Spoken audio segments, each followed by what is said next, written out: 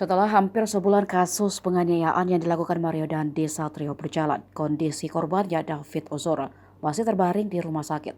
Meski sudah membaik, namun David belum sepenuhnya sadar dari koma.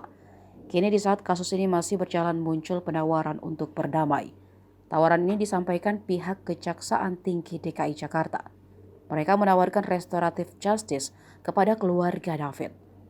Hal itu disampaikan langsung oleh Kepala Kejaksaan Tinggi DKI Jakarta Reda Matovadi usai menjenguk D di Rumah Sakit Maya pada Kamis 16 Maret kemarin, dilansir dari kompas.com.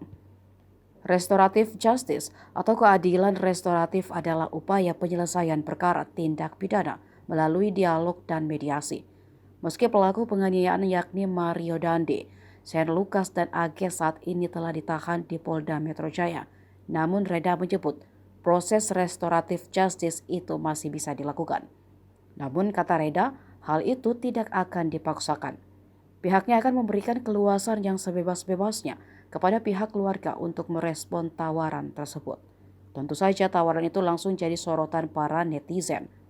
Warganet berkomentar jika karena pernyataan itu keluar dari kejaksaan, tanda-tanda duit mulai berbicara kini terlihat. Komentar netizen lain juga mengaitkan dengan safe deposit box milik ayah Mario, Rafael Alun Trisambodo, dan juga harta kekayaannya yang mencapai 56 miliar rupiah.